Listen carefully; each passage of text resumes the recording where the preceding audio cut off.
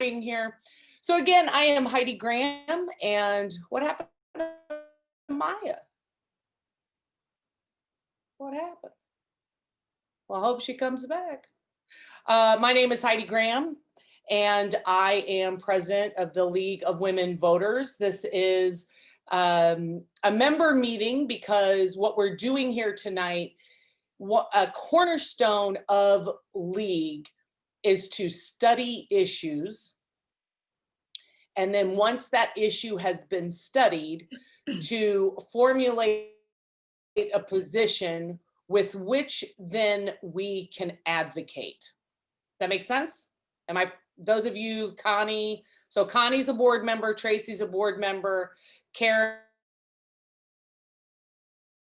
is a past board member, but she's also been around a long time. Nancy's a board member. So, you know, anytime, this is not a formal, super formal meeting. Tonight's an informational discussion meeting. So, you know, we're a little bit more casual, all right? The idea is, so this though is not a study. This is a study update. The League has studied the criminal justice system in the past. And now what they're asking us to do is update it.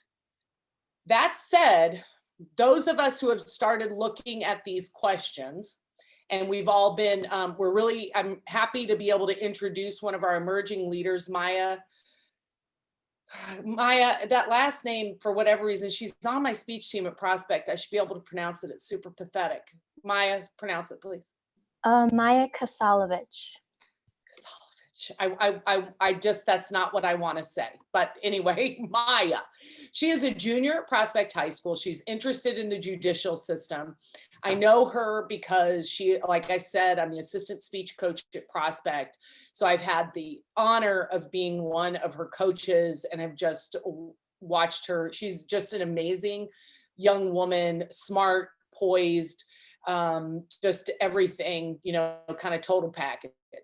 And so back in the summer when I was, you know, kids were looking for opportunities and we as a league had opportunities. Some of the kids that I know came to an informational meeting and Maya said, you know, she was interested in the criminal justice system. And we had not had anyone step up to lead this study update. So I told Maya, I said, you know, if you're willing to jump in and figure it out, because I'm a little unsure how it goes, I'm willing to support you on that. So Maya was willing. So Maya has figured out a lot of things that I think would be hard even for a lot of adults to do. So I'm very impressed with her. So I'm pretty much going to turn this over to Maya. Karen has also, Rebar, who is at the bottom of my screen in her beautiful green. She has, Karen has done a lot of work in the criminal justice through the Cook County League. So the two of them together have, I think, a handle on this. But I think I started to say this, some of these questions that we are being asked to answer from the state league seem a little leading. And it almost sounds like they just want us to rubber stamp it. Karen, am I saying that correctly? Yeah, all right. So, but the way consensus works is we're going to have two of these kind of informational meetings. The Palatine League is having a lot more meetings than we are. You're always welcome to go to all of those meetings. you're a member of one league, that means you're a member of all leagues. You know, people come and go to all these meetings. And then in January, we'll just have to get together and we'll vote. So it's very democratic. It's not perfect. Our system won't be perfect. We're not looking for perfect. Everybody knows, I say it 1,000 times, progress, not perfection. And we're going to make mistakes and errors, and we're going to stumble along the way. But on the other end of it, we'll be better off and we'll be further ahead. So that's our hope. So with that, I'm going to be quiet. I'm going to turn it over to Maya. I'm having internet issues. I might get kicked off altogether. Thanks, Maya. All right, thank you. First, I'm going to screen share, and you can tell me if you can see the words, because you're not supposed to, but if you can, then I'll just do something else. So, can you guys see the words if I do this? No. I don't see anything. You're I not don't see screen anything. sharing yet. Oh, okay. Can you see the words if I do this? Yes. Yes. Okay, never mind then.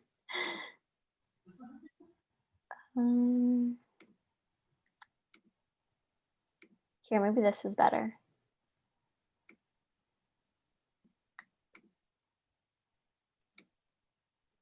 What do you see now? The gallery.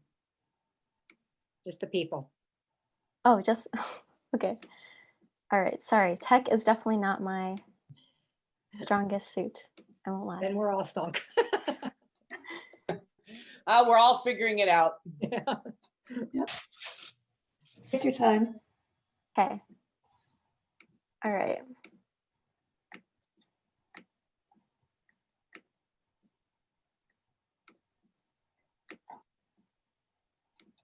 Hi, Madeline. Okay, what do you see now? Half of your, All right. I wanted to do something that was a little bit cheating, but I guess not. I guess I can't cheat. So I'll just do it like this. Do you hate that when you have this really cool thing that you have planned in your head and it just won't do it? perfect. Yep. Okay. Okay. All right. Well, I need to restart that. Okay.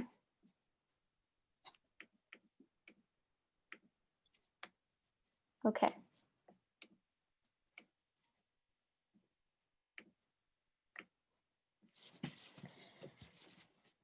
Welcome, everyone. Thank you so much for attending the 2020 Criminal Justice Consensus for the League of Women Voters, Arlington Heights, Mount Prospect, and Buffalo Grove.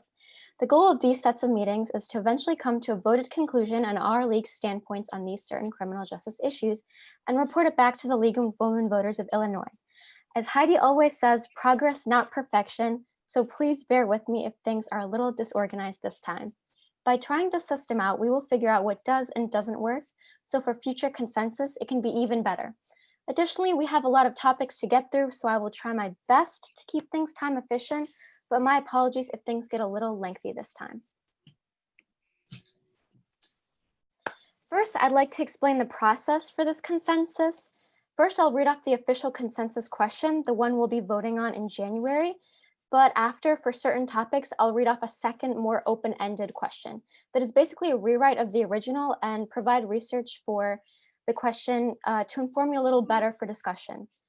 Obviously, the questions the League provided are structured as yes and no questions for consensus purposes. However, you will find that many League-provided questions are either a bit leading or provide minimal room for discussion. As the League not only asks for the results of the votes, but also recordings of the discussion itself, we are going to try to also focus on the reformed questions to create more dialogue and maybe set a standard for our own CJ program based on what's discussed. So we're only going to go through about half the topics today, maybe a little bit less. And so the next criminal justice meeting, we'll get through the second half. And then by the third one, we'll vote. Here is just a clarification of the consensus timeline. Today, we'll be covering the first half. And then on November 16th, we're going to talk about the second half. And then on January 27th, we're going to have the final vote. So please mark your calendars. Thank you. All right, the first topic we're going to go through is impoverished communities. The consensus question was, to reduce crime and violence, should there be investment in underserved or impoverished communities? But as you can probably tell, this is a little bit limited. So I also included a reformed question: where should investments go to help reduce crime and violence in impoverished communities? So here's a little background. Graduation rates were associated with positive public safety outcomes.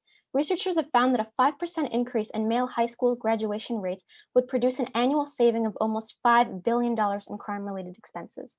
This is making an investment into education in impoverished communities almost a surefire way of reducing crime. And I'm sure most people know that. However, while in an idealist world, this would be a widely accepted information, the truth is many private companies do not see a reason to invest in the underserved communities, leading to the question, what could incentivize private companies to invest more? Now, if anybody has any ideas or anything they would like to add to this topic that I maybe didn't discuss, now would be a good time. Okay, I have a comment. I think it's good you've rephrased the question. I appreciate that. I don't know what particularly investment means in this framework. Does it mean just putting money into communities? Does it mean businesses? Does it mean more education? Does it mean more programs? And then or should these be just to prevent crime, or are these things that should be done in those communities anyway, because it would make everybody's life better who lives there? So I think it's really a broad topic. I agree. I think because this is a criminal justice consensus, that they're more focusing on the crime and violence aspects of it. And based on the league's provided pros and cons for this certain question, it seems as if they were implying that private businesses would be, that they're trying to encourage the investment of private businesses in these underserved communities instead of the government itself, based on what they provided as a con. However, that could also be up to interpretation, and we could probably devise a discussion for both sides and submit that to the league, if that's what you're asking. So in terms of business, are they saying that they want businesses to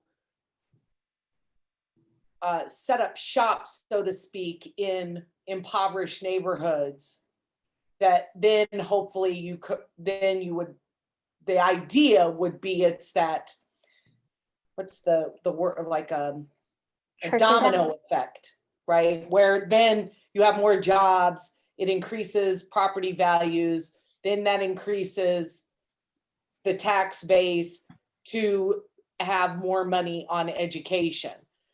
But I think you're right, it's a little idealistic to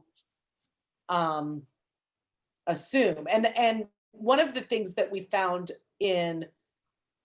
so our last environmental program, I don't know how many of y'all were at that, but we had a young woman talking about the intersection of racial justice and environmental justice. And, businesses aren't all made the same. And what happens often is that high polluting companies, they go to these impoverished neighborhoods because there's nobody to question them.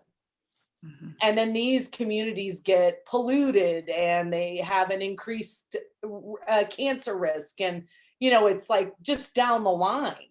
Mm-hmm. So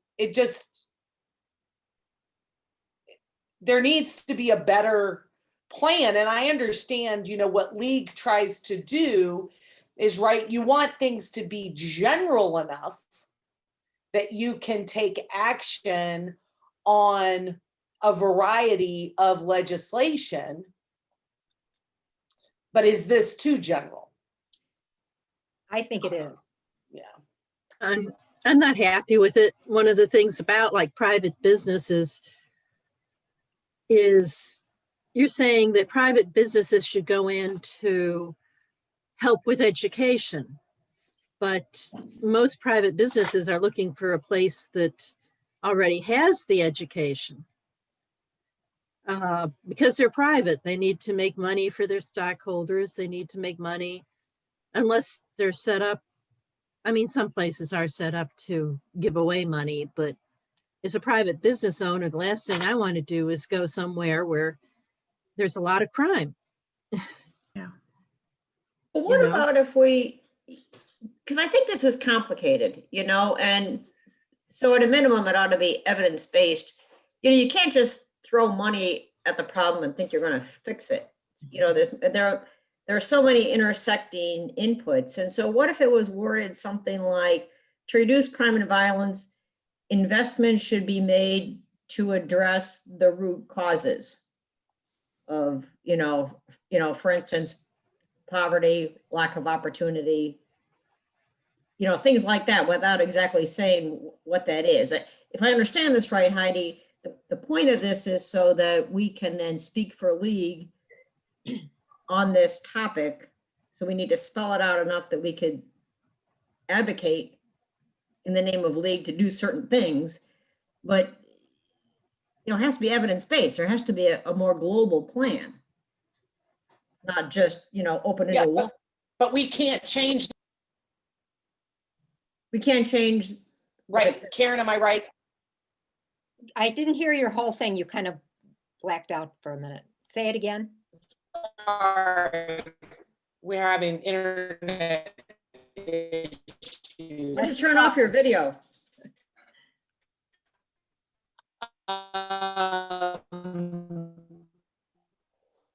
We cannot change the consensus questions, right? Well, we can put comments. Oh, true. Yes. Yeah, Um, that we but don't we agree on that. can. Yeah. So okay. So so what we want to see, I think the bottom line is we want this to Are you Heidi, drinking? your audio is not good. Have be you more shut down your video? data-driven. Correct? We What are you can't, drinking, And- Heidi? sounding really slow. Yeah. Okay, we can change the question or say that this is too broad of a question, that we can't Yeah. understand it and that we don't agree with it because of that. Or we can say we would prefer that it concentrate more on specific programs to help against violence and crime. Now, there is a lot of money being spent currently to do those things. There is not a lot of data on what is working and what isn't working. But this question, and I know this because I've talked with the people in charge of it, thinks you put money into the community with businesses and then everything will just fall into place. I think that's too simplistic. Yeah, I don't believe that. Yeah, I definitely agree. When I was doing background for this topic, I was having a very hard time understanding what they were really asking, because in the pros, they seem to focus on the impacts of government-given grants. However, in the cons, they mostly just mentioned that it wouldn't work because private businesses don't want to invest. So I really didn't understand what was going on. I don't know. But isn't the general, the central point here is that we shouldn't just be putting money towards reacting to crime, but we should be trying to do something about the underlying drivers of crime.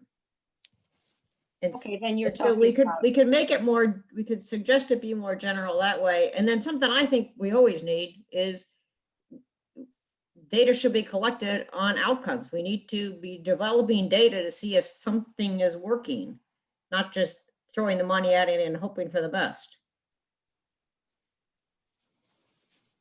All right, Yeah. I think maybe for the consensus vote, I don't even know if we should include this question. Maybe we could add a comment, but I don't think that really there could be a vote on this. Maybe I could just put down no consensus because that's an option and then just add a comment for the league. Yeah, we can do that and we can save that. We have that thought now and we can save it for January too. What happens, I guess I still don't understand. So what happens if if our league doesn't come to consensus on this issue? And why is it a question and not a statement? If we don't come to a consensus on it, they look at all of the leagues that participated.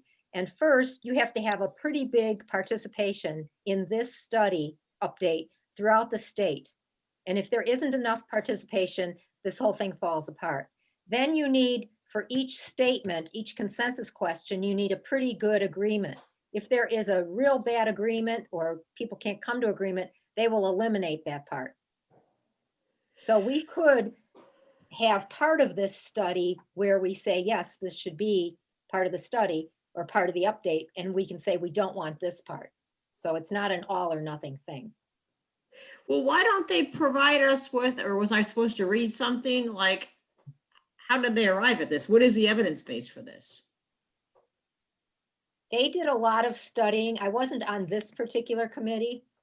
They have a lot of resources, and there are lists of resources on their website.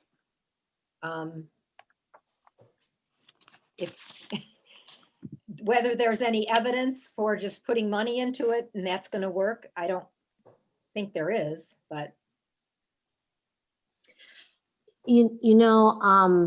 I read something about when you talk about investment, there was a book I was reading and they were talking about corporations investing training because in a lot of these impoverished communities, which I think has been so true with, right now with education, they don't have the technology for a lot of the poorer neighborhoods for kids to even learn at home. So a lot of these, kids who grow up in these communities don't have basic technology skills. So they were asking corporations to provide job skills training and also some training with technology. And that's an investment. It does cost money, but it's not just throwing dollars at something. It would mean that they would go into a facility and then there's a training about timeliness to get to the place, people being on time, how do people dress, and then really giving them computers to work with. So I don't know if that helps or anything, but I did read something about that and they had some success with doing those kinds of things. well, So also I think, doing something like anger management, a lot of this crime is people not being able to walk away or getting too upset about what we would consider a simple thing. So there's all that personal, growth that needs to happen as well, which, I think there are some programs that we could advocate for or say that we think might be a good idea. Job skills is one. I guess what seems odd to me about this process is whoever's studying this, are we supposed to know what the evidence base is, or is somebody supposed to say, here's what the research shows, and this is why we're suggesting this be part of our statement? Like some of these, it makes sense intuitively, but it'd be nice to see the evidence. So for instance, underlying causes, if we could get the lead out of the water, right, and out of the houses so that their brains are not damaged, that would seem like a good thing, right? Maybe that's part of the anger management issue, that you can't just educate that away if there's brain damage, for instance. So it just seems like it, we could say yes, right? This makes sense on its face, but and maybe it's supposed to be broad so we can advocate for, many sorts of things under this umbrella. Although I wouldn't say investment, I would say addressing root causes.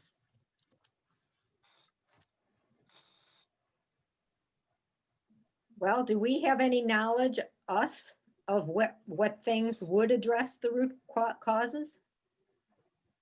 Well, for instance, getting rid of the lead, that's well known to cause brain damage in children, right? Yeah, is there a study that you know of that associates that with the criminal justice? I don't know offhand, but I believe there's quite a body of literature on that, and it's irreversible. That doesn't mean that some of them, there couldn't be some behavioral therapy, but it's not like you can get that let out and everything is then fine. So it permanently damages the kids exposed. You know, some of this starts to overlap into like social service policy and other policies, and it's not directly related to criminal justice.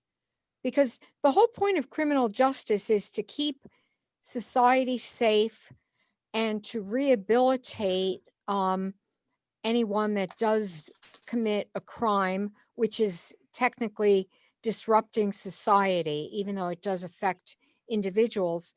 And then, you know, how can we best accomplish that? Now, prevention, of course, is the best, but I agree that, you know, there's no nexus drawn here in terms of, okay, every kid that drinks leaded water is going to become a criminal, just like every kid that grows up in poverty does not become a criminal. I mean, Kim Fox grew up in Cabrini Green. So, you know, go figure.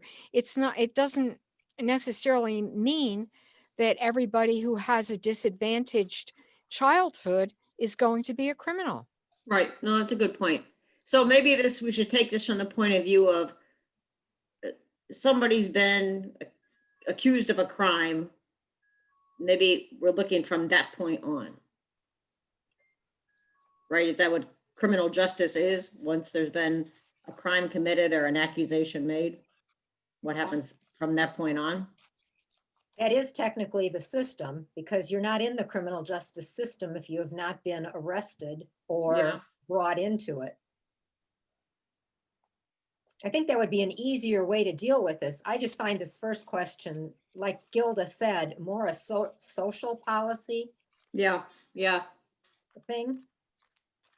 Right. You know, so unless part of our criminal justice position is efforts to reduce crime, you know, put some effort toward reducing the drive for crime and violence. You know, I read another study and they were talking about that they had some success with, well, first of all, they did the study saying that everybody's just one step away from losing their housing in these neighborhoods. And, you know, if a parent gets sick and then they can't pay their rent, and then what happens is they are booted out and they have to move. So they did a study that a lot of kids in schools had been in, I don't remember the exact number, but it was something like 15 schools by the time, you know, they got older, because they kept moving from school to school. So they were talking about there would be some success instead of having people have to leave their neighborhood to support families staying in the same neighborhood, the same school system. And if there's that much stability, that helps kids not always having to try to fit in, which I think sometimes when you're trying to fit in, that creates a lot of anger and the need to affiliate maybe with gangs and that type of thing. All right, just for the sake of time, I think we're going to have to move on to the next topic, which is bias in the criminal justice system. Let me get my stuff for this.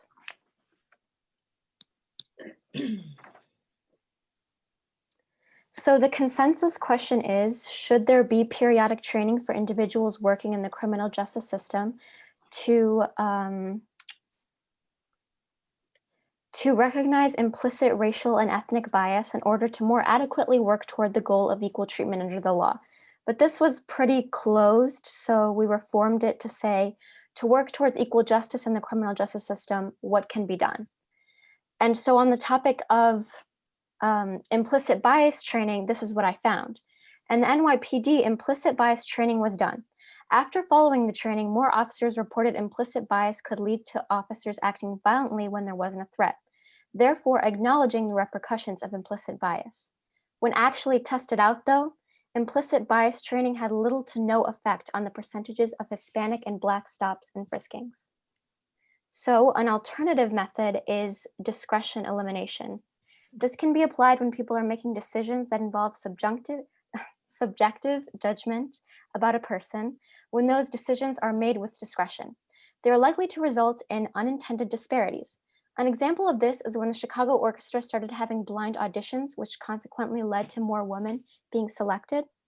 By having decisions and their reasonings in the criminal justice system be more transparent, this could potentially eliminate unconscious bias.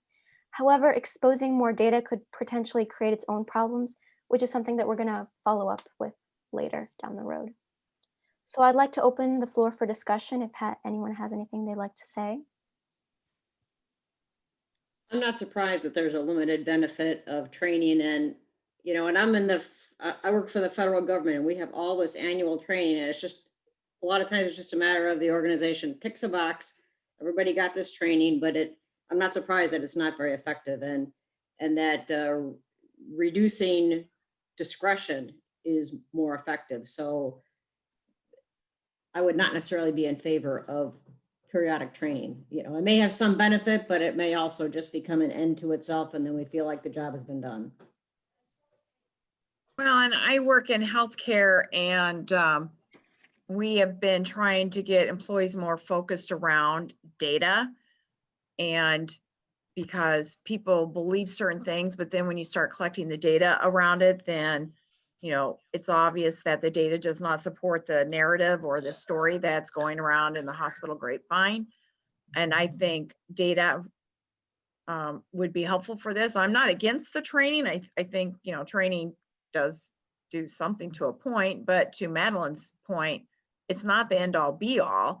And if you don't start somewhere with what our data looks like and what we think our data should look like and start seeing measurable or observable improvements toward that goal, I mean, it seems to me it's going to be a much bigger process than just doing the periodic training. So what I I'm have to getting, agree with Madeline. Having worked in the federal government, I also worked in the EEO civil rights field, and the training had limited impact, especially if people were pretty entrenched in their views. And there are people that really, they come to training, it's just to check off the box, and they really don't understand it. And I know that I went to some pretty bad, before I was working in civil rights, I went to some trainings where, they would just read something from the manual and read the rule. And if you asked a question about, well, what does this mean in terms of practice, you'd get, the person would reread the section and it would be like, well, yeah, but that doesn't help me, in the real world when something's going on.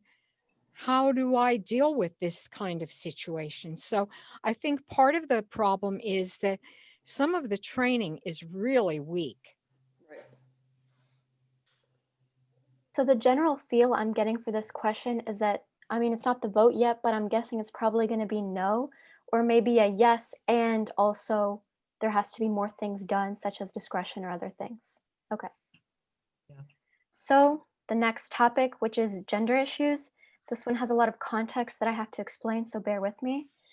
The consensus question is, should a gender responsive approach be used for all offenders with the goal of equitable and appropriate treatment? And the gender responsive approach is specifically female, is defined as this: implement a gender responsive risk assessment. Such a tool would assist in determining the appropriate treatment of female offenders and would surely increase the opportunities for diversion from incarceration. B, implement the Woman Offender Case Management Model or similar evidence-based gender responsive model. An evidence-based gender responsive model would require that IDOC parole and community provider staff be trained in evidence-based case management programming that is both gender responsive and trauma informed. So basically a case management model, but tailored for more woman-related traumas and experiences, whatever that means to you. C, adopt model disciplinary policies tailored to female inmates. Such policies would reduce disciplinary infractions that lengthen prison terms due to the loss of sentencing credits. D, implement gender-responsive, trauma-informed treatment programs. Such programs that are based on best practices will assist women in getting the needed rehabilitation and support they need for a successful return to society. So basically, the benefits of this system is cited to be because women's prisons experience significantly different statistics, such as 80% are parents, and most of these mothers have minor children. Females go to prison significantly less for class 3 or 4 felonious crimes, and are more likely to be convicted for drug crimes. This gender-responsive plan might fit to the custom needs of female inmates a little bit more. They also have higher rates of mental health problems and higher rates of substance abuse too, I believe. The U.S. Department of Justice reports a lowering of misbehaving in female prisons following the implementation of this plan, and better mental health and trauma dealing with the female inmates. However, on the con side, there isn't an overload of data that supports the specific gender plan. Additionally, obviously, women aren't homogenous, and not every woman will fit this system better. And finally, many of the suggestions, such as case managers who focus on bringing women back into the community, and an emphasis on how to help with family care, it really begs the question why this type of help can't be applied to male inmates as well. Yeah. So there's also a second half to this question, but we can focus on this for now.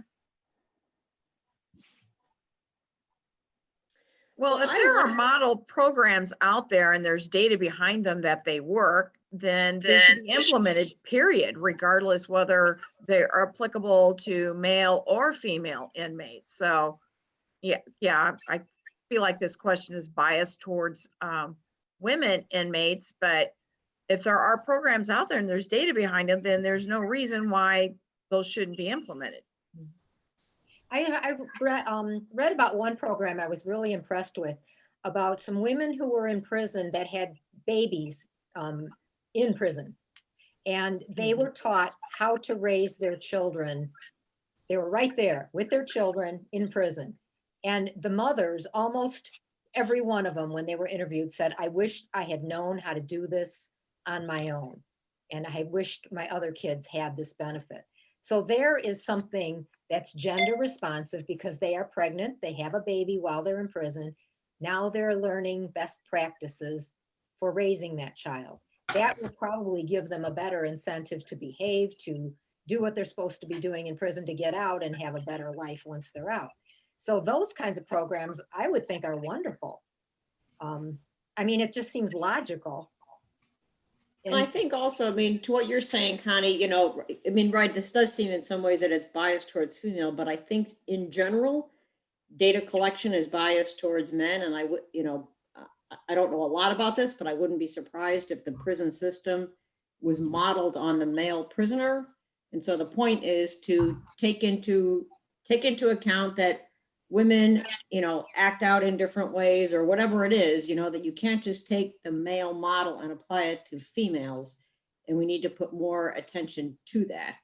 So, and I would say, you know, again, if there's not a great database for this, then we should advocate for this, but also continue data collection on effectiveness. Mhm. I totally agree with Madeline. All Yeah. right, it seems that the consensus for this question is pretty much yes, and no really comments added. Well, Well, the other thing though that needs to be considered is gender identification. Yeah, that was going to be the second part. Yeah. Okay. So this more gender responsive plan would call for more rigorous screening and training of all IDOC personnel to achieve the culture of tolerance, inclusion, and respect. As there were many instances of COs mocking transgender inmates, it also calls for better Medicare being available for transgender inmates and more acceptance into the prison of their identifying gender. As seen in the case of Monroe versus Baldwin, that is still going on, where 6 transgender inmates filed that they were not receiving adequate medical treatment. A con of this is that many inmates feel a safety issue with the introduction of transgender inmates and would rather have inmates in their assigned at birth facility as opposed to their identifying gender. So any discussion? No.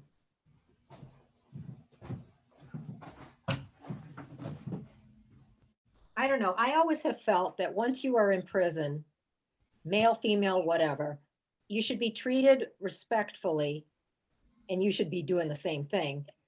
And no matter what you are or who you are, you know, but I don't know how that comes to a specific plan or anything. Well, the other tricky part is, I mean, the whole transgender thing is so tricky because we have two kinds of facilities, male and female. We don't have like a third, you know, or a third or a fourth kind for people who don't fit that binary. And I don't know, you in an ideal world we would, but we don't live in an ideal world. And so it's tricky. Also, Heidi typed something in chat. As a court-appointed special advocate, the birth mom of my case was in jail for the first year of the case. She was offered 0 courses, no GED, nothing, much less job training. She was on a non-violent/non-drug offender. I don't know what this has to do with any of these topics, but it just really struck with me. Definitely, for sure. I don't think I've ever heard of an instance where no GED. Well, I think part of the problem with the prison system is we have these for-profit prisons, and they're trying to do it as cheaply as possible. So, you know, it's really hard to say that, you know, you have to do all of this stuff when we're using for-profit prisons. We don't have those in Illinois. We don't have those in Illinois. Okay, that's good. All right, so I think for this question, we pretty much reached consensus, I think, like a general idea of promoting these programs that would help with the female gender responsive and stuff like that. So I'm going to move on to the next topic now, which is data collection and transparency. The consensus question is, are efficient data collection, data sharing, and transparency critical in an impartial and unbiased criminal justice system? So for the pro side, by being transparent on data collection and sharing within the CJ system, and even the public at times, we are better equipped to hold the CJ system accountable. As mentioned earlier, the best way to combat implicit bias is by making all decisions transparent so they can be reviewed and rechecked to make sure everything is just. Additionally, the current data system is inefficient. Data must be logged in multiple times in multiple places, therefore creating room for error. Data should be entered into one system for optimal efficiency. On the con side, allowing for more data transparency can provide security risks as well as accidentally sharing sensitive information, such as social security numbers of inmates. Additionally, it might be within the best interest of the public sometimes to withhold data until things cool down to prevent mass hysteria/rioting. Additionally, having multiple places to enter data can prevent error instead of cause it. So it kind of goes both ways. Well, if you're not collecting data, you're not gonna be able to make good decisions about the programs that you're offering to, you know, help these people reacclimate to society after they finish their terms. And I think this is one of the things that we're very poor at is, you know, we lock people up and then, okay, they've served their time. So then we just put them back out in society and they don't have any skill sets or resources so that they are successful in staying out of the criminal justice system. And I don't know how you're going to change that dynamic if there isn't some research and data around that to try to figure out what works and what doesn't work. You know, I'm all for data collection, you know, but I wonder if there's more to this in terms of, so transparency, I don't know that, I mean, you would think that there should be procedures in place to prevent, you know, personal identifiers. But then there's always the issue of FOIA requests and how, you know, a system can get totally bogged down in freedom of information requests. And so I guess it depends on what the current system is. You know, there's got to be a limit to transparency. You can't have everything be transparent, but,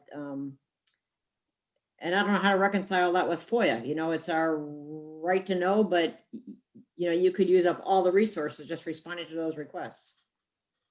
Well, you know, one thing about transparency though is both Judge Tim Evans and Kim Fox, I believe, put out similar data.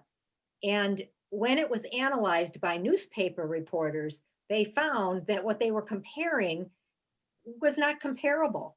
And, you know, so if you don't have transparency and be able to look back at the data, then anybody can put out what they think shows what they want. And I think we really have to value people who take that data and analyze it and say, is this truly showing what they purport to show? And I think the transparency part is as important as the data collection part. And I think it can be done without putting people's social security numbers out there and their names even. But you know, there is a public record. Once you are arrested, that is public information already. And you know that if you read the Herald every day, every week, there's this guy's been arrested for that. I mean, it's already there. Yeah, what they need is they need like some kind of peer review system, or they need to partner with university researchers to, instead of just doing this all themselves. You're right. I mean, you got to avoid the conflict of interest. And you got to have people who are skilled at data analysis, not just, Yes. clerks pushing buttons until they see what they want to see. Right. And to Madeline's point, partner up with our academic system. There's going to be plenty of social scientists and data analysts who can take that data and really look at it and see if the desired end result is that we want is what's actually being achieved. And it can be done without identifying people. I mean, we do that in healthcare all the time with medical research. Right.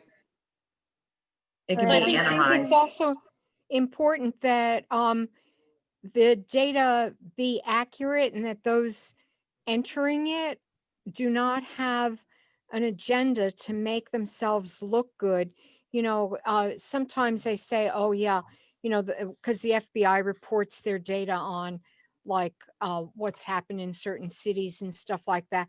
But then you hear, well, certain things weren't considered, and so if you don't have really good parameters in terms of what gets reported where, you run the risk of having basically tainted data that is leading to certain conclusions or to certain policies that certain politicians might be wanting to put money into. Well, so you need a protocol and you need an audit procedure. Yeah. Right. I mean, I don't know what is going on now, but there ought to be a protocol and there ought to be accountability and checks on the system.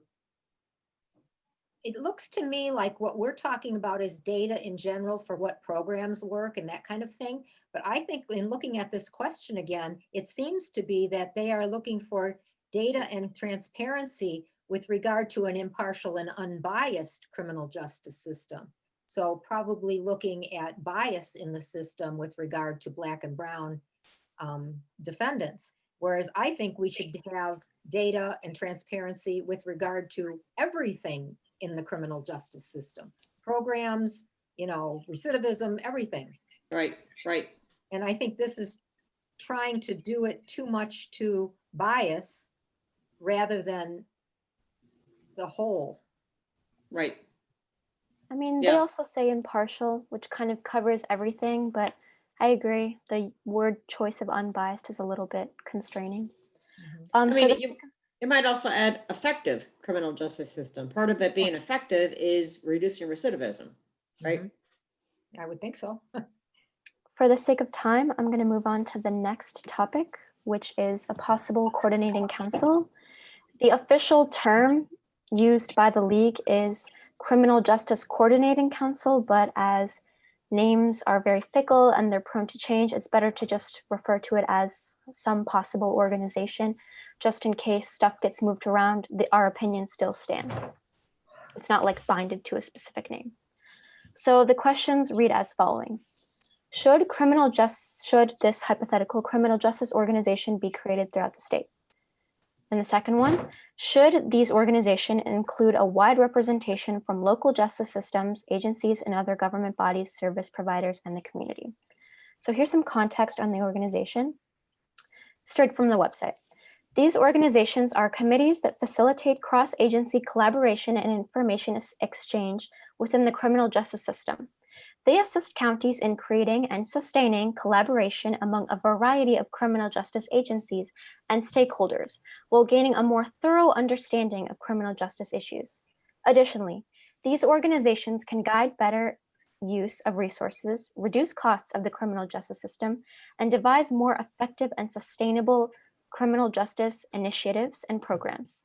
They may operate to address general criminal justice issues or target specific criminal justice issues, including domestic violence, intimate partner violence, family violence, and juvenile justice. Most states, including Illinois, already have this under the name Criminal Justice Coordinating Council and find it helpful in reducing cost of the CJ system, usually from funding. On the other hand, all justice is local, including elected mayors, community boards, and sheriffs. Communities may not want increased mandates from the state that are not funded, and the local community cannot pay for it. Is So, the yeah. main thrust of this to involve the community with decisions? Is that what it is? Not really. It's kind of mostly just to extend this one organization that's already popular in places such as McLean and kind of bring it over here too and bring it into more places in Illinois, I'm assuming, because it's been helping. I mean, while there can be community involvement, it's a little bit like League in that way. It also has a bunch of involvement from people in government positions, like local government positions, and it has a little bit more, I don't know how to quite say it, but like they definitely have a direct, like they help they work hand in hand with the criminal justice system instead of giving it suggestions, if that makes sense.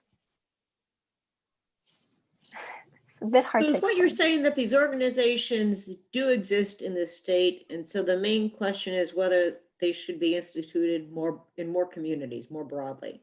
Mm-hmm. So are they like consultants or something? Are they kind of like independent of the law enforcement and the district attorney's offices? Is Yeah, it they're kind of not like, really connected to the government necessarily. It's more of like an independent organization. However, they, okay, I mean, I'm pretty sure that they are independent. They just kind of help with information exchange within the criminal justice system. And basically they just give suggestions on how to effectively use and like how to effectively distribute the money within it. And like, I don't know, I'm not that, haven't taken business yet, but yeah, basically these organizations just guide better use of resources, if that makes sense. It's more focusing on the business aspect instead of the social justice aspect, if that makes sense. And how are the ones that exist now, how are they funded? Sometimes external organizations fund it, like the Illinois Criminal Justice Information Administration. I think that they gave them a grant or something. And so they're kind of funded by these types of organizations, sometimes from the state and sometimes not from the state. But I don't think that they're connected to the state. I mean, I should probably check that. aren't there like independent think tanks or something? Mhm. Which concerns me because if there isn't enough oversight there, then they wouldn't necessarily be providing appropriate recommendations, I guess is my concern. I mean, from my interpretation, they seemed pretty similar to League. Like they had similar kind of, not hierarchy, but like member, where it's kind of open to the community and anybody can really, does that make sense? Kind of that type So of it's not organization. secretive, it's fairly public. Yeah. Yeah. Yeah, that's the best way I could describe it. It's pretty similar to League. Well, it sounds like they want to take and make a system that's outside of the criminal justice system to direct how they want criminal justice to go. I mean, it seems like there's already tons of organizations that do something like that, but I don't know Right. enough about this kind. Right, and it might be, you know, if there are already some, yeah, I think Karen makes a good point. And if, to the extent that there are already some of these organizations that exist, it may be better that they function really well than to spread that model throughout the state and have a lot of sort of barely or poorly functioning units because there's not support for them, financial and administrative, and you know, having bodies that are not functioning well is not necessarily better than no body at all. Well, and Heidi made a comment in the chat about, do we really need more layers? And I Right. guess, yeah, I'm concerned about more layers as well, because that just, you know, adds up to more money that is getting diverted away from potentially implementing programs that would improve outcomes. Right, and delays too, if you need to get, Yes. if you need to get input of all these bodies. And, you know, as Karen points out, there are probably lots of organizations already that are doing this, and maybe it's up to them to create their, you know, coordination among themselves. Well, I know the AOIC has had two major reports. The Supreme Court of Illinois just came out with a pretrial report on how they are going to do all this. Then under Rauner, there was a criminal justice state committee that came up with a lot of these things. I mean, we keep having report after report. I don't know how this is any different, but I'd surely like to hear if it's different and would work in a different way, but also be more productive. I mean, Right. Yeah. if it's going to talk and complain, that's not really going to help anything. Right. Stakeholders in Illinois and Cook County, they've had this edict to work together for the last 6 or 7 years since I've been following it. And it comes and goes. I mean, it's still a low slog and nothing's changing quickly. Mhm. So Heidi has a point of more layers unless it's going to bring everything together, although I guess I would I have to think know there's more. some information on these coordinating councils in the LWVIL criminal justice materials. Mhm. Sorry, let me just mute really quick.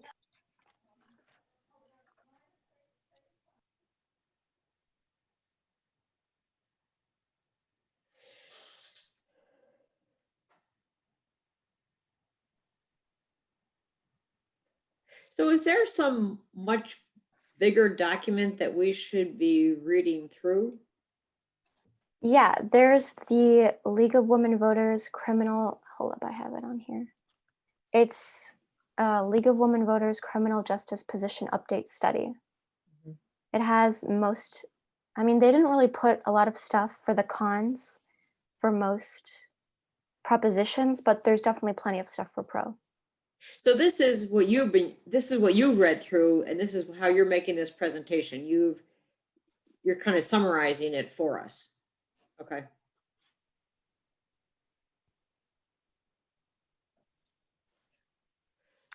Well, it sounds like we haven't come up with any compelling support for this. Yeah. And yeah, I wasn't going to read through the last two questions anyways. I just feel like they're a little bit niche. So for the next topic, we have pretrial procedures. Are you skipping policing? Yeah, because I think I was supposed to do that with somebody, but I didn't really have the data for that, and I didn't have time to get that through. Okay. But yeah, hopefully the next meeting I'll be able to include it. For this one, you have to have knowledge of the current league position, which is the league supports a bail bond system to ensure court appearances, but opposes a system of bondsmen who provide bail monies for free. Financial ability should not be a criterion for pretrial release. Thorough evaluation and investigation should precede the use of release on recognizance. And so the first consensus question is, should we delete the existing position and revise our position based on consensus regarding the following issues? Hold up. The leak cites its reasoning as, quote, "This update would replace the existing position, deleting out of date references to bondsmen and retaining the opposition to the concept that financial ability should not be a criterion for pretrial release."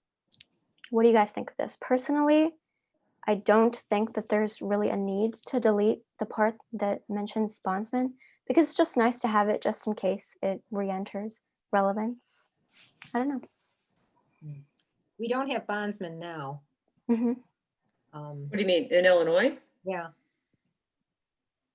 But it's kind Oh. of like, in my opinion, the Third Amendment, which nobody thought anybody was going to have to think about in our lifetime. But then recently, President Trump had something to do with it, and he couldn't because of the Third Amendment. So it's just better to keep things if they're not causing any trouble, in my opinion. But I don't know.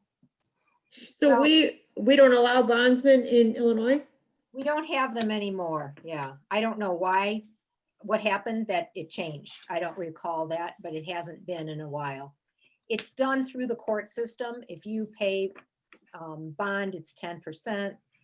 There is a fee attached to it. So even if you get all your bond back, the fee goes to the clerk of the court. There's a whole procedure for it. So what's been happening lately in Cook County is that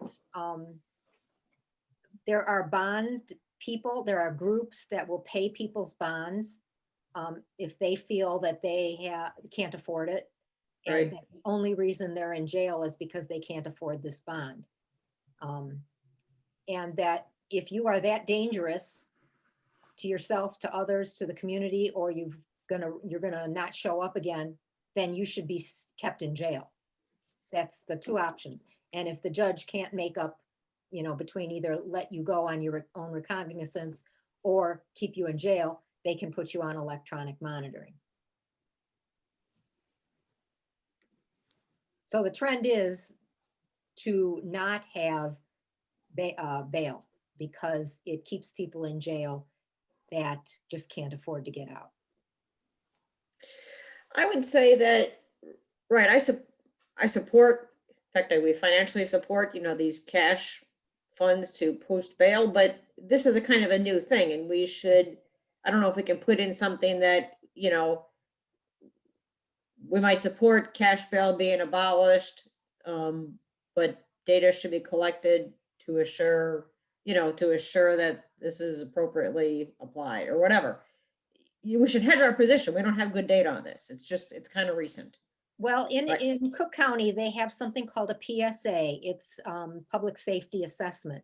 So everybody that's arrested is interviewed with a public assessment person, and they are graded on these criteria to determine, are they likely to cause another crime or another violent crime, and are they likely to return for their court dates? And they're given scores, and the judge can use this as part of his decision-making on whether to currently give bail, hold them in jail, put them on electronic monitoring, and so forth. So it's only one tool out of 37 things the judge can look at in determining bail or keeping you in jail or whatever. But the trend now is no cash bail. You're either in jail because you're too dangerous or you won't show up, or you're let go on your own recognizance, or currently the judge can decide to put you on electronic monitoring. All right, so that kind of brings us to the second part of this pretrial procedures questions, and it asks if cash bail should be abolished entirely. Criticism of cash bail include that it creates debtor's prison and favors the wealthy in a justice system that should be unbiased. Furthermore, those who might qualify for bail but cannot afford it end up unnecessarily staying, which could create even more debt for the accused due to inability to work and to give childcare. Additionally, if the defendant is found not guilty, the cost of holding them in jail outweighs the potential earnings from bail. On the other side of the coin, cash bail incentivizes defendants to show up for their court hearings. The court system relies on cash bail to provide services to victims, and eliminating it and letting every defendant walk free before the trial could endanger victims. So we kind of already touched on this, but does anyone have anything to add? one thing I would say is we are mostly looking at criminal crimes. And this would also apply to white collar crime. So are we willing to let Bernie Madoff stay home and have no cash bail? You know, I'm looking at certain people that were, everybody was glad he was still in jail. But would that, you know, a person like that, I don't mean him particularly, but look at the whole range of things. Who's that? Because- Sorry. You don't know who that is. You're so cute. He was a big Ponzi scheme investor that stole billions of dollars from his investors. And he was caught. It was a New York investment firm. He's in jail now. Well, it seems like I don't know that you can apply cash bail selectively. I mean, presumably the judge could look at somebody like him and say, you know, could he still commit his crimes from home? And if yes, then he should stay in jail. Right? Because white collar crime you can commit from your home often, right? So yeah, that'd be too bad to lose that money. But I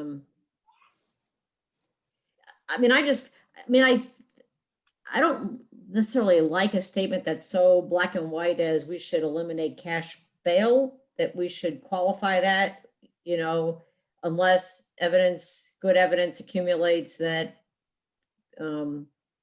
it should be used in some cases. Right, I don't think that we've been going without it long enough to know if that's a good idea. Well, we haven't been going without it because the current state law says every defendant has a right to have cash bail as a way of getting out of jail while waiting trial. So that law would need to be changed. You know, I'm not saying it's one way or the other. I see points on all sides. I don't think it's as clear cut, but there's a point. All right, maybe we can move on to the next question. Question C. Should defendants be detained in jail only if they are a flight risk or a danger to society? The Chicago Appleseed Fund, an organization endorsed by the LWV, reports, quote, pretrial detention leads to lost jobs, lost housing, and even lost custody of children. A Princeton study finds, quote, pretrial release decreases the probability of being found guilty by 15.6 percentage points, a 27.3 percentage change from the mean for detained defendants. The probability of pleading guilty also decreases by 12 percentage points, a 27.5 percentage change. They also receive longer sentences compared to people released pretrial with similar backgrounds and charges. Additionally, racism within the pretrial detention system is present. African Americans receive disproportionately high monetary bonds and are disproportionately unable to pay those bonds. However, for the benefits of the pretrial detention, the same Princeton study finds that pretrial release increases the probability of failing to appear in court by 15 percentage points, a 124 percentage increase from the detained defendant mean, and also decreases pretrial crime. Additionally, the formerly presented statistic that pretrial release leads to an increase in shorter sentences and not guilty findings may be less about the pretrial detention and more about wealth in general in the CJ system. With access to more money, defendants can afford to hire better lawyers over public defenders who often pressure defendants to plead guilty. Correlation does not always equal to causation. So yeah, now you guys can discuss. And if you need me to repeat something, just let me know.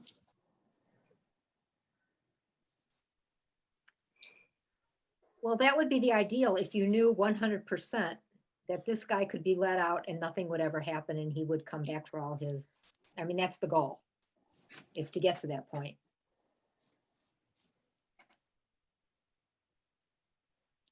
This sounds like a situation where we've got some suggestive data, but we need more.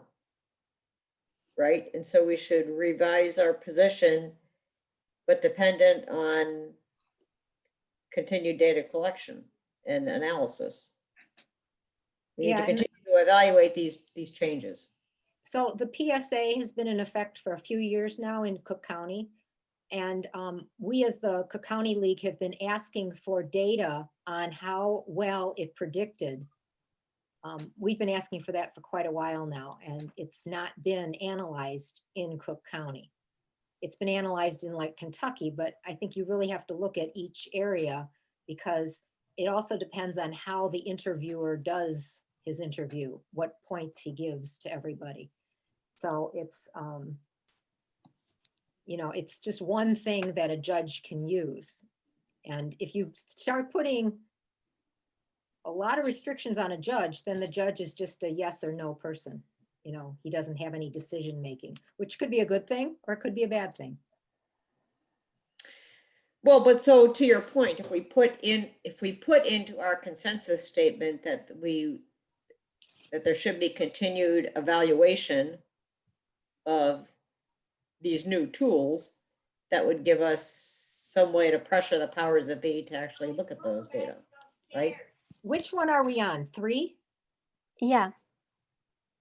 This has to do with pretrial detention Yeah. and whether or not it should be a thing for flight risk or. I mean, the obvious answer is yes, but how you get to that obvious answer is the question. Right. Well, that's part of what D is, right? That's what D I addresses. mean, I don't know if I would say that it's obvious. I think there's a lot of information that supports if a judge determines that someone is not flight risk, then or a danger to society, I don't see why they should be detained. Exactly what I said. Pretrial detained. Oh, I thought you said, never mind. No, it's obvious that that should be the goal. Right.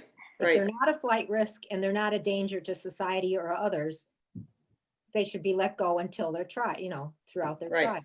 All right, Right. this one seems a little ambiguous. We can move on to the next one if you guys want.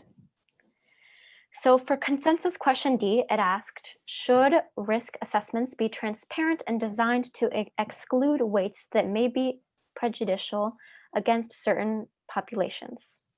This question also aligns with the necessariness of pretrial detention, which, as established previously, is up for debate. By making the risk assessments of not showing up to court or committing pretrial crimes based on an individual's specific background as opposed to wealth or other identity factors, as the Illinois Bail Reform Act of 2017 says, it would not discriminate on the basis of race, gender, education level, or socioeconomic status, therefore making it more fair than favoring more affluent defendants. On the con side, this system might prove to be more lenient, which could have similar effects as discussed before, where there could be a higher degree of either not showing up to court dates or pre-trial crime. But I think this one is also a pretty obvious question, in my opinion. I would rephrase it. I looked at this before, and I would say, should risk assessments be transparent and non-prejudicial, period. Because risk assessments, well, the ones we use now already should exclude those weights, which are prejudicial. I think it confuses the issue. But even with this question, I mean, obviously anyone who reads this, they're going to be like, obviously I don't want the system to be prejudicial. Right. Who would want that? Right. And transparency is definitely something that's favored in these types of systems. So I just feel like this question is, I don't want to say loaded because it's not like trying to make you feel one way or the other. It's just pointless in my opinion. I don't know. Well, you know what some of these will do? They will put them together in the wordage of the final consensus statement. And so if people have agreed that this is important, they will put that in, even though it's obvious, but they will say we've come to consensus on that. So And this is that's just like a formality to put this on. Pardon, I was coughing and I didn't. This is just like a formality to put on the document. Yeah, I think in that case, yeah, in this question, and then All in right. some of the others. Then I think we can move on to the last slide. Well, second to last slide. But. All right. This is still pretrial procedures. And question E asks, should electronic monitoring, I think we talked about this a little bit earlier, be used rarely for offenders prior to trial and or sentencing? Pro arguments say that if a defendant is released pre-trial, it means that they are already not high risk or a threat to the community. Electronic monitoring is very restrictive to the point as day-to-day tasks or going to work can violate them, beating the whole purpose of pre-trial release. However, a con of this is that electronic monitoring is less restrictive than jail and sort of a happy medium between keeping the community safe and allowing the accused to be quote unquote free. A transition period before full release is a safety precaution and in pretrial situations can incentivize people to show up to their court appearances. Now's the time for discussion.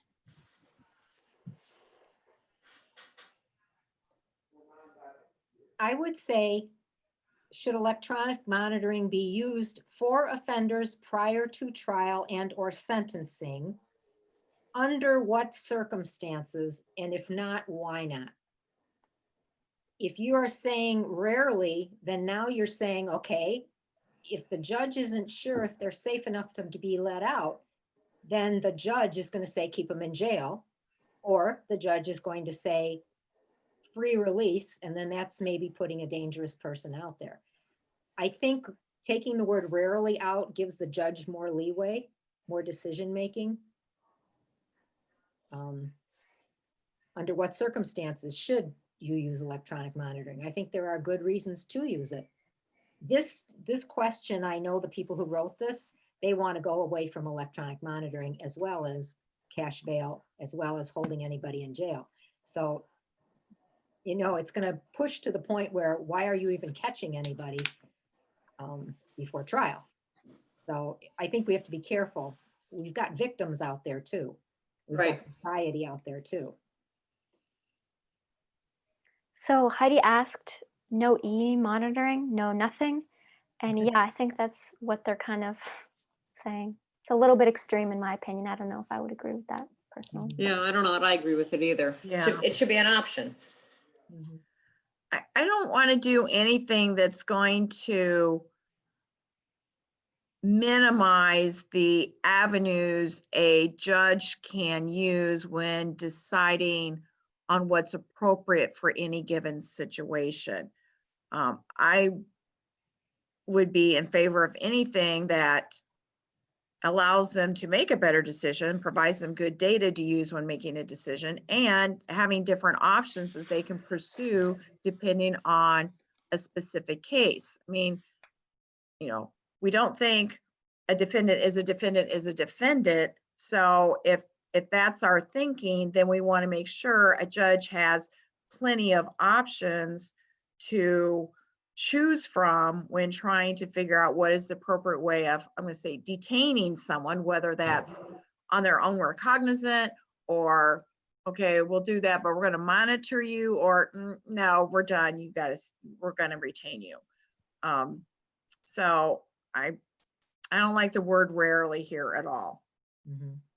But again, I don't like it either. I agree with you, although it does seem like we don't want to make the system so onerous. On the other hand, this could be used in a biased way also, unless there are some guidelines around it. Like there's a risk score, but then you got to take into account, I don't know, you know, COVID has shown us many white collar workers can work from home, but you know, other people can't. And so then they need to at least, you know, have some kind of out if they're on electronic monitoring, if they're going to keep going to work.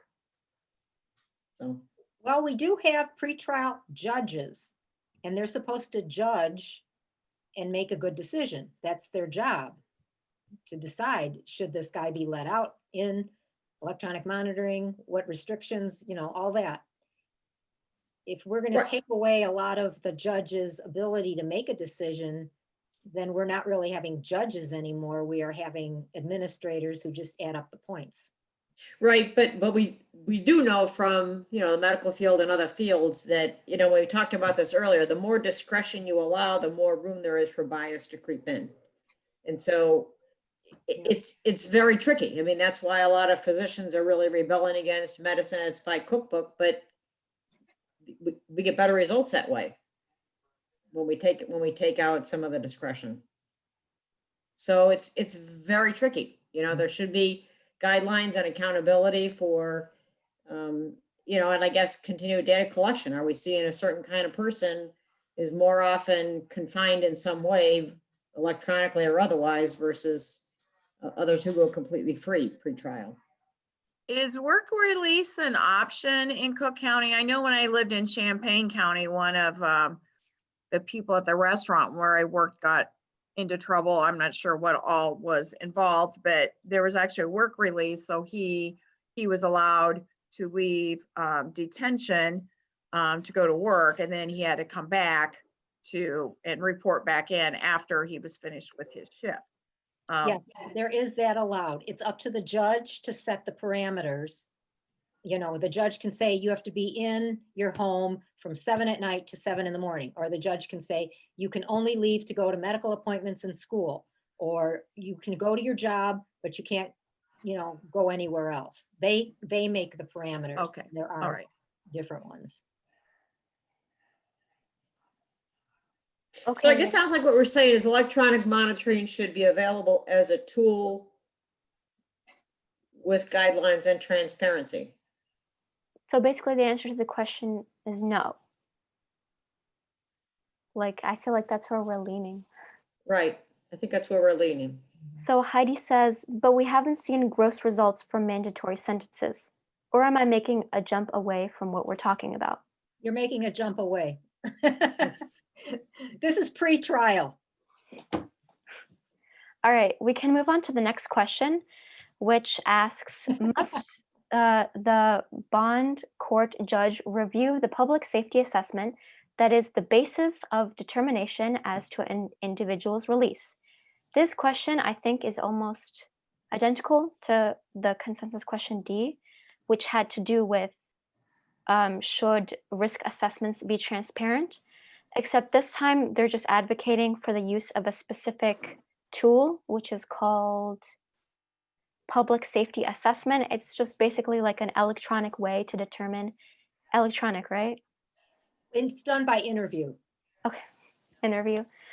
To determine whether or not someone should be to determine the risk assessment, to determine the risk, I don't know, to determine how safe it is to let someone go out.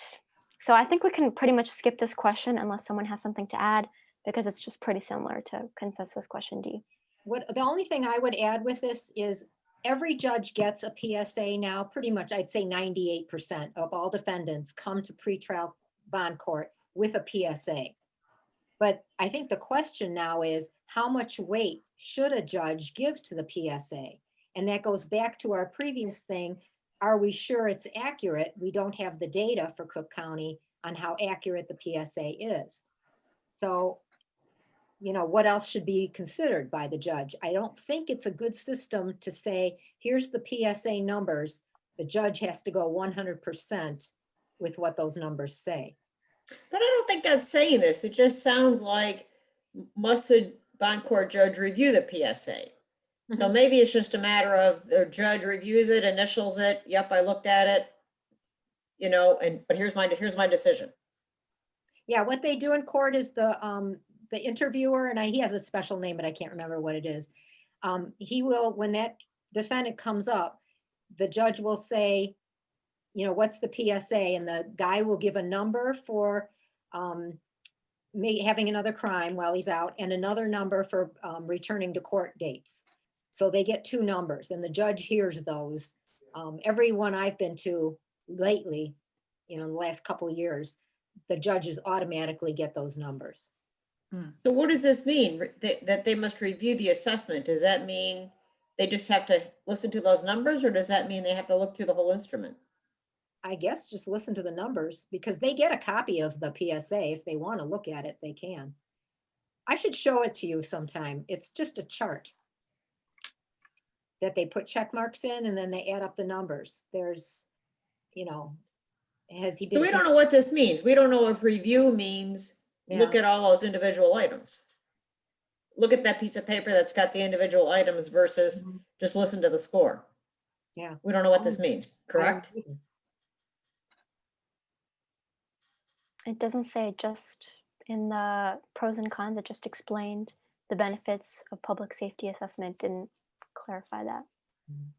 Well, not all I have to remember this is a state study, and not all state counties have a PSA.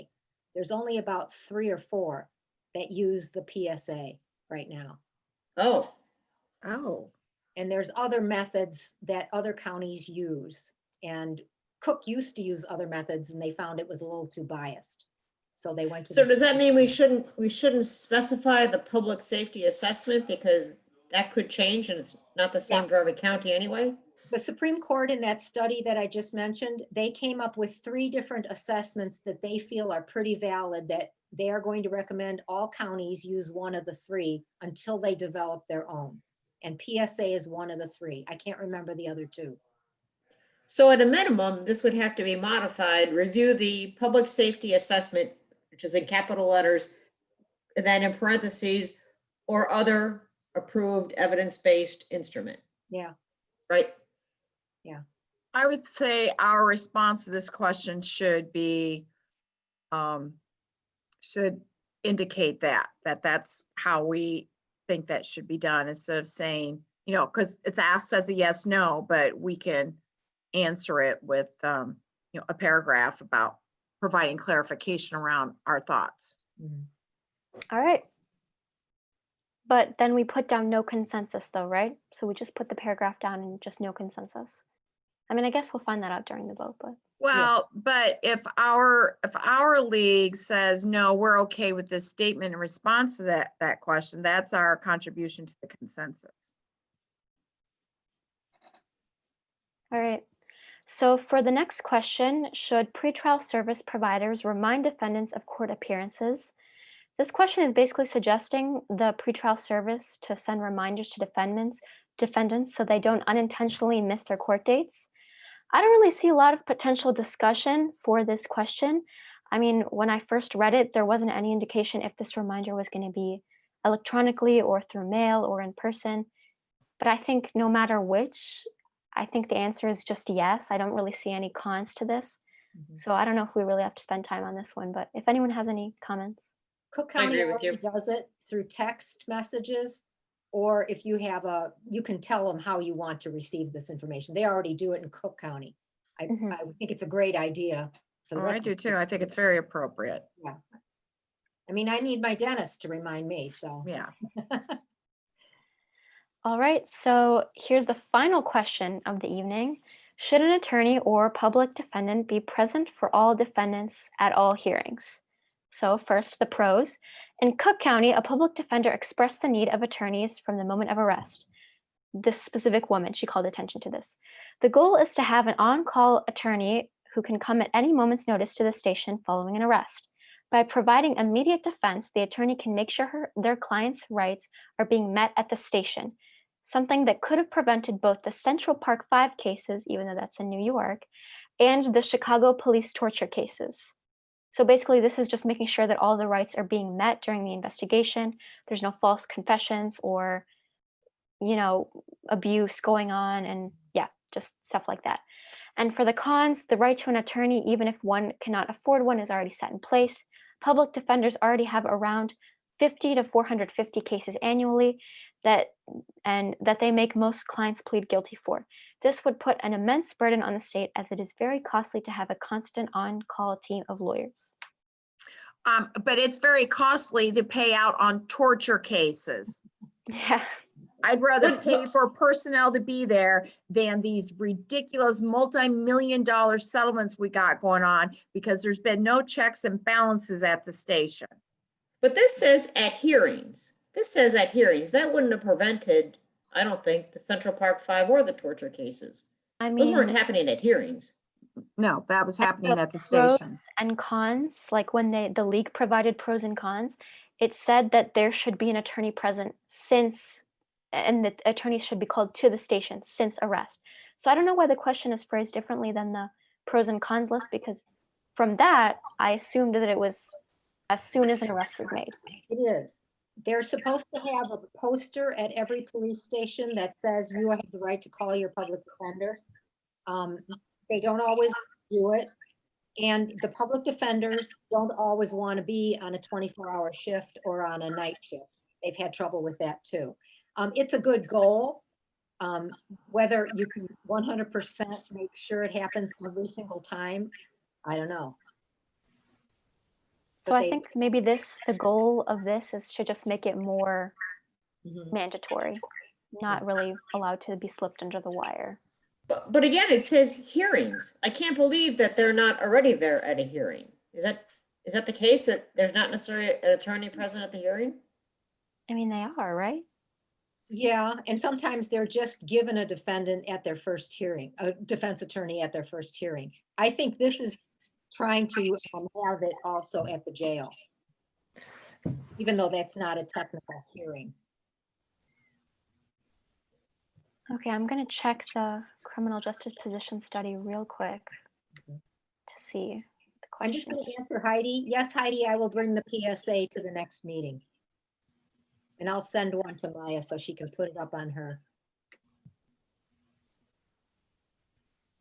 And Heidi's also made another comment about the public defender for the birth mom, that she's the CASA with that, you know, he can't even keep track of his client. So that concerns me about the workload that public defenders have, which is probably not unlike the people who work at DCFS and how many kids they have in their charge, which is very So yeah, disappointing to me. the question says, should an attorney be present for all defendants at all hearings? I don't know why they phrased it that way. That's really weird of them. Maybe that's where they're cutting corners. Maybe there are some hearings that are quite routine, and that's how they make themselves more available where it might matter, like, you know, at the station.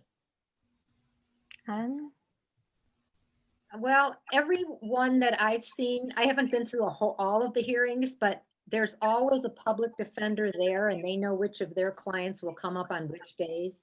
They group them all together so that they're there for all their clients.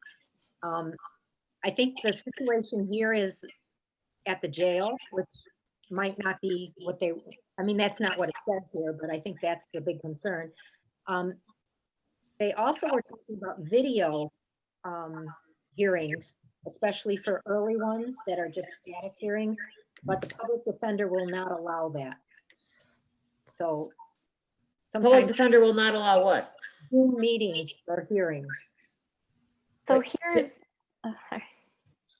Wait, say that again. They won't allow video hearings? Public defender will not, you know, now we've got COVID, so they're trying to, the courts haven't even been open for a while. They've been just doing everything by Zoom. But the public defender will not allow her clients to have hearings that are of any substance at all with a Zoom meeting. So a lot of her clients are in jail because she will not move the case along because she won't allow it to be under Zoom. Not serving her clients very well. No, I wouldn't think so. So how does that fit into this? What I'm thinking is they may be saying that the public defender has to be there and that the person has to actually go and be in court. As I would- opposed to the public defender being present remotely or virtually? I don't know that they're even talking about remotely with this. I'm just bringing that up, that could be a glitch on something. I mean, I don't know. Right here, it definitely says that the intent is to provide immediate defense for arrestees at the police station. So, and I mean, I feel like that's the biggest Yeah, I think suggestion here. So, I don't know. Well, the question doesn't fit with this. Something's not Probably right. a typo or something because they're supposed to be there at all hearings. That's like, I think already implemented. yeah. I think the word hearings is confusing because it's really, I think they're trying to go with the arrest at the point of arrest. Yeah. All right. So those were all the questions, unless you guys want to go back to something. Thank you for attending. I know this meeting was a little bit long. We can take this time to answer any additional questions that you guys have, or maybe suggestions for how I could make the next meeting a little bit more smooth. And if you want to say something that you didn't say in this meeting, you can just always email me at this email. So yeah, I mean, does anyone have any suggestions or questions? Maya, I Maya, want to thank you for doing this, for Yeah. Thank you, reading all Maya. this and summarizing it for us. great job, but it's a huge. Great job. Yeah, it's a very tough topic. I am just, I was impressed with Maya before this, but now I'm in awe. There's no way when I was a junior in high school, I would have been able to manage this complicated of a process and handle it so incredibly well. I feel like I'm on, Bill and Ted's Excellent Adventure. I'm not worthy. I'm not worthy. Thank you, Maya. Thank you, Maya. Thank you. Thank you. guys Great all job. for coming and Okay. discussing and stuff. I was really worried that no one was going to have anything to say, but that wasn't a Oh, problem. God, don't worry about that. We're leaguers. We have an opinion on everything.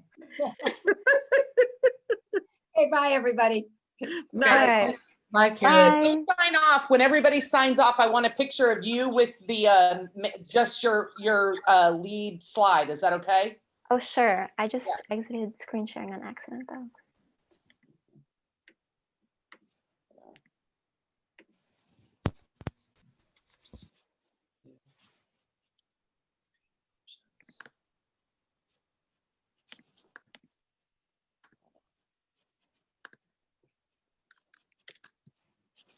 Hold on, let me fix my hair. All right. All right. Maya, so great much. job. Great job. We'll see you soon. And All right. Could you see- also send me the recording if you took a recording of this meeting? Oh yeah, the whole thing is recorded. In fact, I'm gonna stop it right now. I'll record it.